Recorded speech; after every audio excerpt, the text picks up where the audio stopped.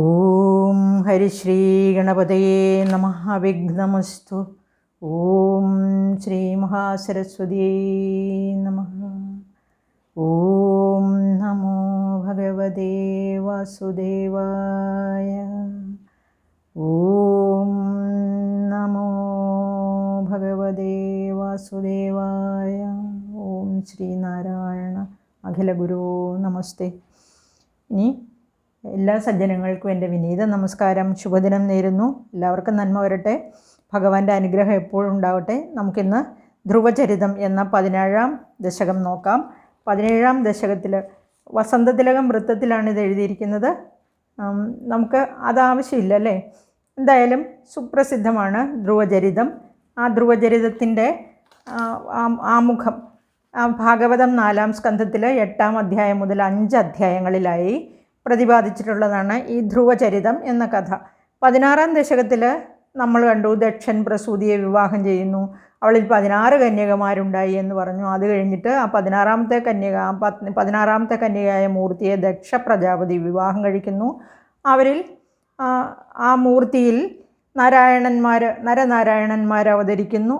ഇനി ആ സ്വയംഭൂവ മനുവിന് ശതരൂപ എന്ന പത്നിയിൽ ആഹൂതി, പ്രസൂതി, ദേവഹൂതി എന്നീ പുത്രിമാരുണ്ടായി എന്ന് പറഞ്ഞിട്ടുണ്ട്. അതിൽ 15-ാം ദശകം, അതായത് 15 കപിലോപദശകം എന്ന 15-ാം ദശകത്തിൽ നമ്മൾ കണ്ടു കർദമൻ ദേവഹൂതി എന്ന അമ്മയ്ക്ക് ജ്ഞാനോപദേശം കൊടുത്തിട്ട് അവസാനം മോക്ഷത്തെയും പ്രദാനം ചെയ്യുന്നതായിട്ട് നമ്മൾ കണ്ടു ഇല്ലേ.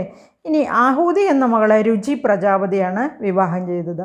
അവർക്ക് യജ്ഞൻ എന്ന പുത്രനും ദക്ഷിണ എന്ന പുത്രിയും ജനിച്ചു. അപ്പോൾ ഈ ആഹൂതിയെ രുചി പ്രജാപതി കല്യാണം കഴിക്കുമ്പോൾ അവർക്ക്, അതായത് ശതരൂപ എന്ന ഈ മനുവിൻ്റെ ഭാര്യയ്ക്കും മനുവിനും ആൺമക്കളില്ലാത്തത് കൊണ്ട് മക്കൾക്ക്, അതായത് ഈ ആഹൂതിക്ക് ആൺമക്കളുണ്ടാവുകയാണെങ്കിൽ ഇവർക്ക് കൊടുക്കാമെന്ന് പുത്രികാധർമ്മം എന്നാണ് ഇവിടെ പറഞ്ഞിരിക്കുന്നത്. ആ പുത്രികാധർമ്മം അനുസരിച്ച് ഒരു മകനെ വളർത്താൻ കൊടുക്കുകയാണ്, ദത്ത് കൊടുക്കുന്നത് പോലെ തന്നെ. അതനുസരിച്ച് ഈ യജ്ഞനെ മനുവും ശതരൂപയും കൊണ്ടുപോയി വളർത്തുന്നു.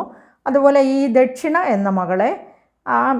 എന്ന മകൾ ലക്ഷ്മി ദേവിയുടെ അംശാവതാരവും അതുപോലെ യജ്ഞൻ ഭഗവാൻ മഹാവിഷ്ണുവിൻ്റെ അംശാവതാരവുമാണ്. അപ്പോൾ ദക്ഷിണയെ രുചി പ്രജാപതിയും ആഹുതിയും സ്വന്തം മകളായിട്ട് സ്വന്തം മകളാണ്, അവരുടെ കൂടെ തന്നെ വളരുകയാണ്. പിന്നീട് യജ്ഞൻ ദക്ഷിണയെ വിവാഹം കഴിച്ചു.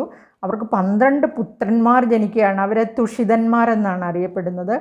അവരുടെ പേരുകൾ തോഷൻ, പ്രദോഷൻ, സന്തോഷൻ, ഭദ്രൻ, ശാന്തി, ഇളസ്പതി, ഇദ്മൻ, കവി, വിഭു, സ്വഘ്നൻ, സുദേവൻ, രോചനൻ. സ്വഘ്നൻ എന്നാണ് കേട്ടോ. അപ്പോൾ സുദേവൻ, രോചനൻ ഇവരായിരുന്നു ആ 12 പുത്രന്മാർ. ഇവരെ തുഷിതന്മാർ എന്നാണ് അറിയപ്പെടുന്നത്. ഇങ്ങനെ ഓരോ മന്വന്തരത്തിലും ദേവന്മാരും ദേവേന്ദ്രനും സപ്തർഷികളും എല്ലാം ഉണ്ടായിരിക്കും. ഈ മന്വന്തരത്തിലെ ഇന്ദ്രനായിരുന്നു ഈ ആഹുതിയുടെയും രുചിയുടെയും മകനായ യജ്ഞൻ. പിന്നെ സ്വയംഭൂവ മനുവിന് പിന്നീട് 2 ആൺമക്കൾ ഉണ്ടാവുകയാണ്, ഉത്താനപാദൻ, പ്രിയവ്രതൻ എന്നിങ്ങനെ. ഇതിൽ ഉത്താനപാദൻ്റെ മകനാണ് ധ്രുവൻ. അതും ഉത്താനപാദ മഹാരാജാവിന് 2 ഭാര്യമാരുണ്ടായിരുന്നു. ഒരാൾ സുരുചിയും ഒരാൾ സുനീതിയും. അതിൽ സുരുചിയുടെ മകനാണ് ഉത്തമൻ, സുനീതിയുടെ മകൻ ധ്രുവനും. അങ്ങനെ ഈ സുരുചിയോട് ഈ ഉത്താനപാദ മഹാരാജാവിന് കുറച്ച് കൂടുതലുണ്ടായിരുന്നു. അതുകൊണ്ട് തന്നെ സുനീതിയോട് ഇഷ്ടക്കുറവും ഉണ്ടായിരുന്നു. അതാണ് നമ്മുടെ ഈ 17-ാം ദശകത്തിലെ ഇതിവൃത്തം. നമുക്കത് ശ്ലോകങ്ങളിൽ കൂടെ തന്നെ മനസ്സിലാക്കാം എന്തൊക്കെയാണെന്ന്. അപ്പോൾ ഇവിടെ ഇതിൻ്റെ അർത്ഥം എന്താണെന്ന് ചോദിച്ചാൽ, ഈ സുനീതിയുടെ മകനായ ധ്രുവനെ ഉത്താനപാദ മഹാരാജാവിൻ്റെ മടിയിൽ കയറിയിരിക്കാൻ ശ്രമിക്കുമ്പോൾ വഴക്ക് പറയുകയാണ്. അങ്ങനെ ശകാരിക്കുന്നതിൽ മനംനൊന്ത് ധ്രുവൻ വീട് വിട്ടിറങ്ങിപ്പോകുന്നതും മറ്റുമാണ്. അത് നമുക്ക് വിശദമായിട്ട് ശ്ലോകങ്ങളിൽ കൂടെ നോക്കാം. 1-ാമത്തെ ശ്ലോകം നോക്കാം. ഇനി 1-ാമത്തെ ശ്ലോകത്തിൽ ഉത്താനപാദ നൃപതേർമനുനന്ദനസ്യ ജായാ ബഭൂവ സുരുചിർനിതരാം അഭീഷ്ട അന്യാ സുനീതിരിതി ഭർത്തുരനാദൃതാ സാ ത്വാമേവ നിത്യമഗതി ശരണം ഗദാഭൂത്. ഉത്താനപാദ നൃപതേർമനുനന്ദനസ്യ ജായാ ബഭൂവ സുരുചിർനിതരാമഭീഷ്ട അന്യാ സുനീതിരിതി ഭർത്തുരനാദൃതാ സാ ത്വാമേവ നിത്യമഗതി ശരണം ഗതാഭൂത്. നമുക്ക് വാക്കുകളെന്ന് നോക്കാം. മനുനന്ദനസ്യ ഉത്ഥാനപാദ നൃപതേഃ സുരുചിഃ ജായ നിതരാം അഭീഷ്ട ബഭൂവ സുനീതിഃ ഇതി അന്യ ഭർത്തുഃ അനാദൃത ബഭൂവ അഗതിഃ സാ നിത്യം ത്വാം ഏവ ശരണം ഗത അഭൂത്. ഇവിടെ ഉത്ഥാനപാദൻ എന്ന നൃപൻ മഹാരാജാവിന്, ആരായിരുന്നു ഉത്ഥാനപാദൻ? മനുനന്ദനസ്യ, അസ്യ മനു എന്ന സ്വയംഭൂവ മനുവിൻ്റെ നന്ദനനായിരുന്നു, അതായത് മകനായിരുന്നു. ജായാ ബഭൂവ സുരുചിർനിതരാമഭീഷ്ട, ജായാ ബഭൂവ അങ്ങനെ ആയിത്തീർന്നു. എങ്ങനെ? വളരെ ഇഷ്ടപ്പെട്ടവളായിത്തീർന്നു ആ സുരുചി എന്ന ഭാര്യ. 2 ഭാര്യമാരുണ്ട്, അതിൽ സുരുചിയോട് അതീവ ഇഷ്ടമായിരുന്നു.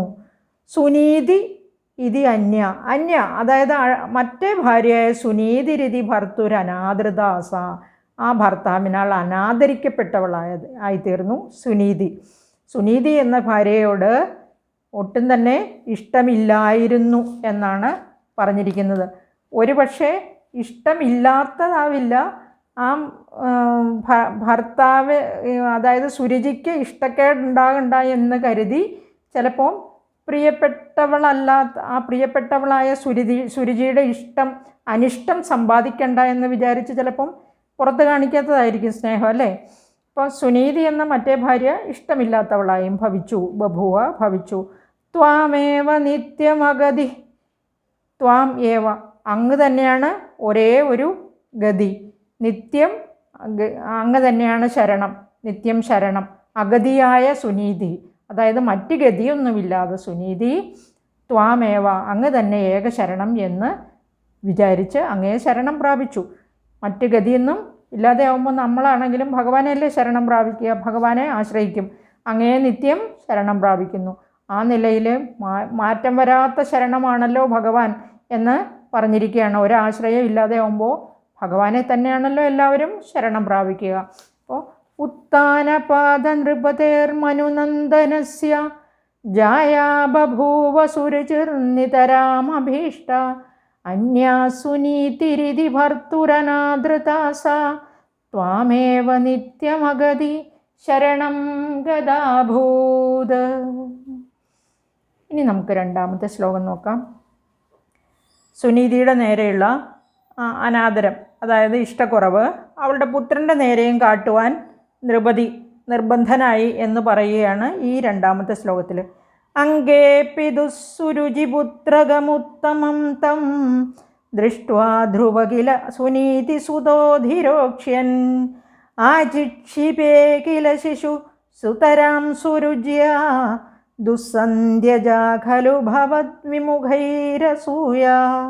അംഗേ പിതുസുരുചിപുത്രകമുത്തമം തം ദൃഷ്ട്വാ ധ്രുവ കില സുനീതിസുതോധിരോക്ഷ്യൻ ആചിക്ഷിപേ കില ശിശുസുതരാം സുരുജ്യാ ദുസ്സന്ധ്യജാ ഖലു ഭവദ്വിമുഖൈരസൂയ.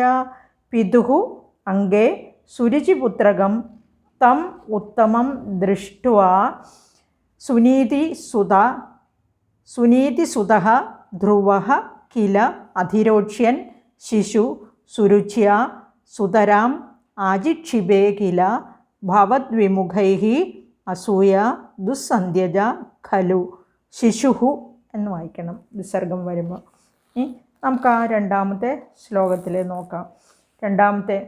അപ്പോൾ ആജിക്ഷിപേ 2ാമത്തെ ശ്ലോകത്തിൽ പറഞ്ഞ സുനീതിയോടുള്ള അനിഷ്ടം ധ്രുവനോടും, അതായത് സുനീതിയിൽ ജനിച്ച മകനായ ധ്രുവനോടും ആ രാജാവിന് തോന്നുന്നു എന്നാണല്ലോ സൂചിപ്പിച്ചത്.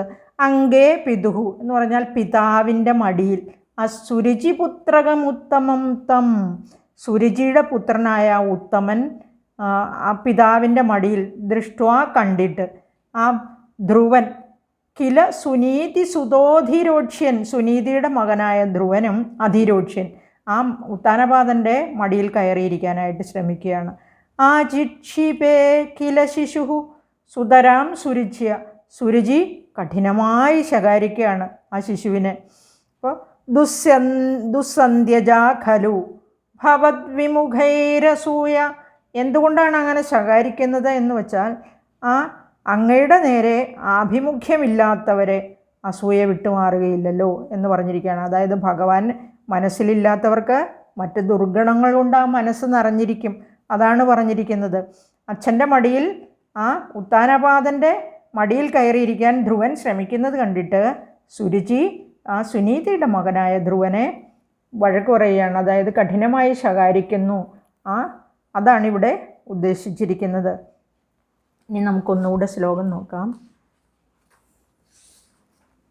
അംഗേപി ദുസ്സുരുചിപുത്രകമുത്തമം തം ദൃഷ്ട്വാ ധ്രുവകില സുനീതിസുതോധിരോക്ഷ്യൻ ആജിക്ഷിപേ കില ശിശുസുതരാം സുരുച്യ ദുസ്സന്ധ്യജാ ഖലു ഭവദ്വിമുഖൈരസൂയ.